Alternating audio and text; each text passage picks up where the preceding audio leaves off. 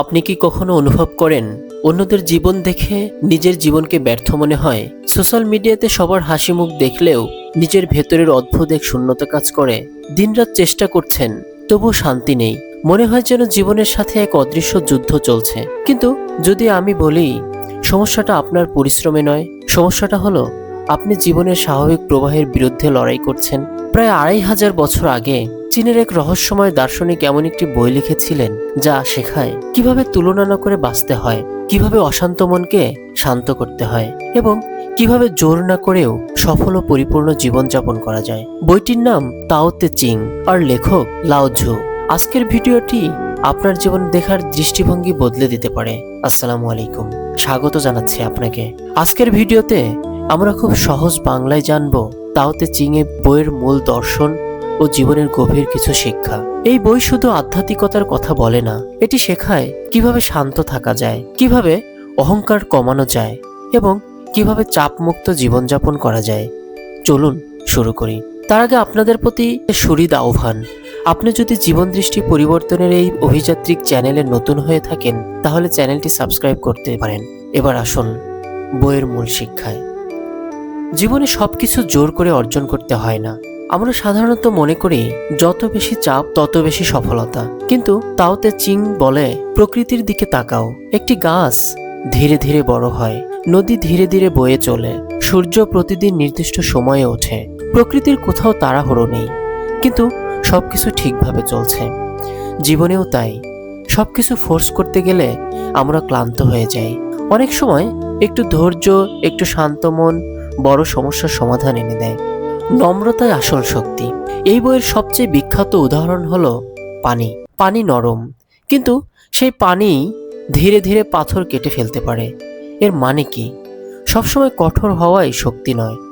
অনেক সময় নম্রতা, ধৈর্য আর শান্ত আচরণই সবচেয়ে বড় শক্তি। আজকের পৃথিবীতে মানুষ অহংকারকে শক্তি ভাবে, কিন্তু সত্যিকারের শক্তিশালী মানুষ কখনো চিৎকার করে নিজের শক্তি প্রমাণ করতে যায় না।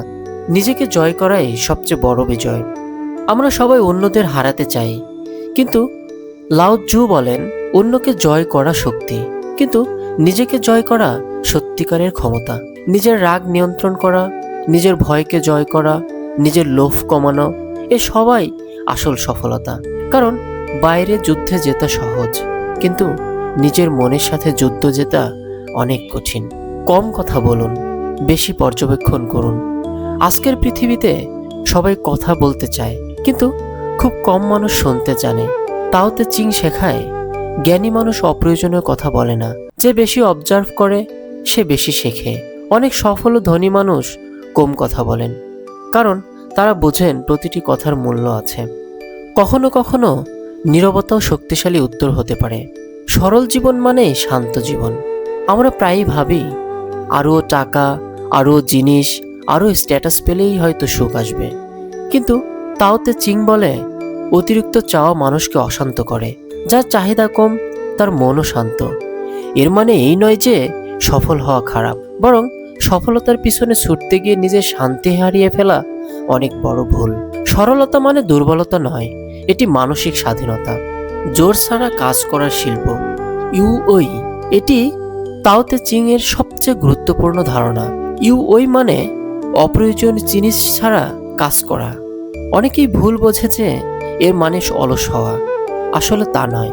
এর অর্থ হলো সঠিক সময় বুঝে স্বাভাবিকভাবে কাজ করা। যেমন একজন দক্ষ খেলোয়াড় খেলতে গিয়ে অতিরিক্ত চাপ নেয় না, সে ফ্লো এর মধ্যে থাকে।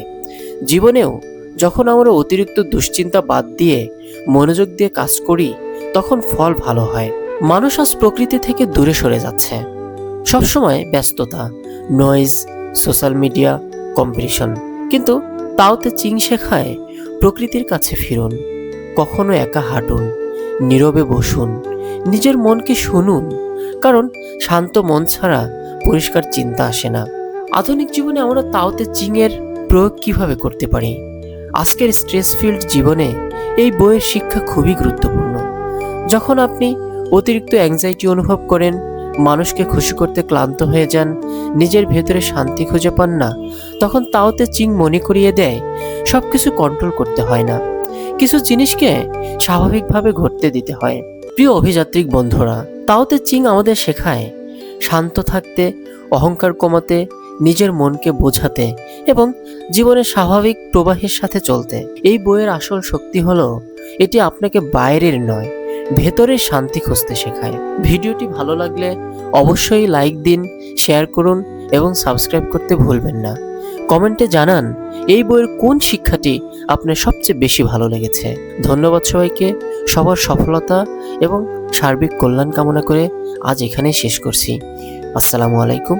আল্লাহ হাফেজ।